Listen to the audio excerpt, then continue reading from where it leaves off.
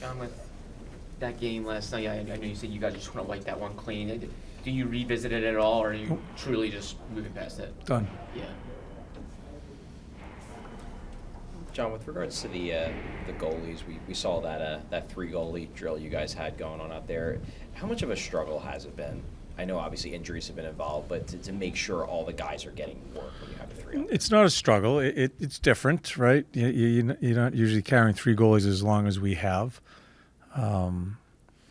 As it turned out, we needed it, right? But I think Dilly's handled it very well. I have, in the rotation of it all, I told Dilly 1 and 2, and they were the number 1 responsibility, and worked the other guy. And Dilly's done a lot of extra work with them, so it hasn't been a really big deal. It's a little different, but I think Dilly's done a great job with it.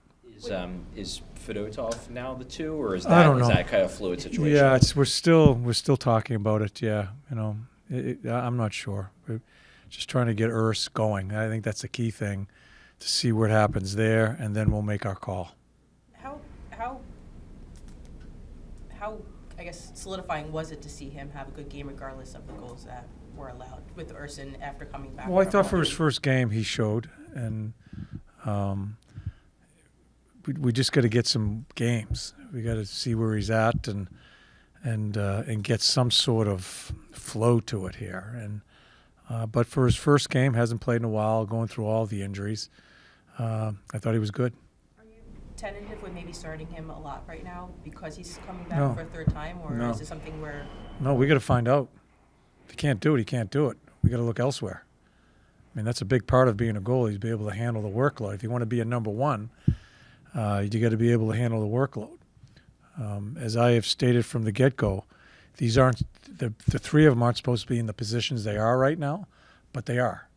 So we've got to handle it that way, and we'll see where it goes. Is there a world with Sam? Because we've talked to you a ton of times about Sam. It's clear you think very highly of him. Mm-hmm. Is there a world where you guys come to the conclusion where maybe he isn't a number 1, but maybe he's a 2, he's a tandem goalie, or is it? I think with any player, is he a number 1 center, is he a third-line center, or a top 4D? With goaltending, it's the same thing. We don't know because we haven't gone through it enough, and it got sped up on us.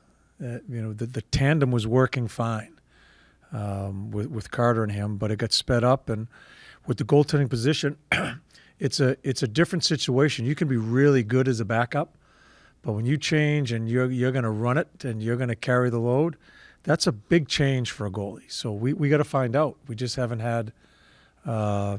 It doesn't happen overnight. I don't think the decision can be made quickly either. We've got to give him some time, and we'll see where it ends up. It's no secret.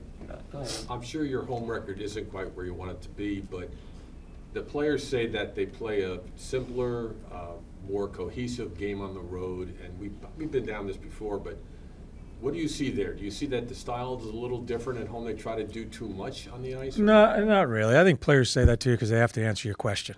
I mean, a lot of the players say things, and you guys know, you've done it long enough, they just say because they want to get away from you, and they answer your question. I don't think we play a different style. I'll be honest. I'll be the one honest about it. I don't think we play a different style. Our road record is not good, but I don't think it has anything to do with style. I don't even remember the wins and losses of our home games this year. But I call on the players. I'm serious. So then I have to answer the questions, right? Obviously, I wasn't on the road trip, but I know you mentioned at some point during the road trip that you did want to try to get Lixell into games. He rotated a little bit more and on the 4th line. Are you reaching a point where either he's going to play? He's going to play. Yeah, he's going to play. I'm not sure. I'm not going to give you that, but he's going to play tomorrow night. Okay. So someone's coming out. I'm still not sure. No secret, the building tomorrow night will probably have a little more juice to it because Cutter Gauthier is coming back. Some of the guys thought maybe you guys could feed off the crowd that way. Did you get a sense that you guys could work off that? I don't even. I'm not even in that conversation. Like I said the other day, I don't even think of that. Now, players may think differently. Nothing will be brought up in a meeting about that situation because I think it's just something to talk about before a game between Anaheim and Philly. And quite honestly, it has nothing to do with the game, and will have nothing to do with the result. Well, with Ula then coming into the lineup, you know, he's someone who was playing very well before he got the call up, the second call up even. Yes. What are you hoping to see from him? Because you have that maybe history of him playing well before him, but he hasn't played in so long. Yeah. You know, he's on the road trip. We're out west. We had to bring him. We need an extra forward. And the thing that it seems with Lixie is each time that he's come up, he's been better and more comfortable. You know, we've even given him some power play time. He's done some good things in the power play down there. I think eventually he's going to be turned into a penalty killer along the way. He's going to play. I'm anxious to see him play. I think his skating has improved. I think we talked about it last year a couple of times when he just started feeling more comfortable around the guys. It's a lot to ask of these young players coming from overseas here, playing in the top sport, and then also understanding your teammates and joining in the locker room. I think he feels much more comfortable. So, yeah, he's going to play. I look forward to seeing him play and see where he's at. Why do you think that translates so much, the comfort in the locker room to the ice? Yeah, I think camaraderie is a really big thing for athletes. Just feeling comfortable getting dressed next to a guy, feeling part of a locker room. I think that's all part of preparation to play to be the best you can be. There's nervousness. I mean, these athletes have pockets full of money, huge egos, and all that, but they're nervous too. They care. They want to perform. They want to perform for their teammate. All that comes into play, and I think if there's a comfort, just having lunch together and all that, I think it just calms them down and allows them to play better. I think it has a lot to do with it. Speaking to the lines right now, it's obvious and it's obviously justified that you like the Cates line, that line is locked in. But you were talking, I think it was yesterday, about paling in between Tippett and connecting, and you're just like, well, we're trying it. Yeah. I don't get the sense that you really like any of the other combinations. Is that true? No, sometimes when you change lines, everybody's involved in it. I don't want to, I was toying with changing Cates's line last night, but I don't want to go there yet. I've tried to stay patient with Frosty and Mish. It hasn't worked for whatever reason. A little bit of both players as far as how they have played. So we're going to try something different without breaking up Cates's line. Still haven't totally locked in on it, but yeah, we'll see. Frosty and Mish have played a lot together, and it just hasn't translated into what we'd hope it would be. So we're going to try something different. Coach, you've coached in both conferences before.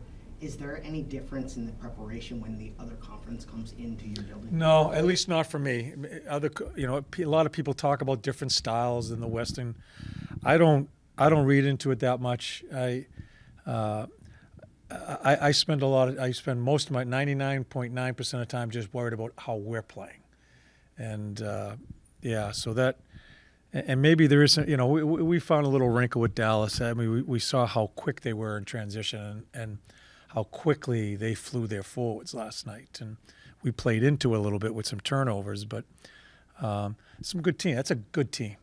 We're talking, what happened last night, and it bugs me when it happens with our team. When we beat a team, it always seems the team that got beat said, well, we didn't do this, we didn't do that, but maybe give the credit to the other team too. They played pretty good.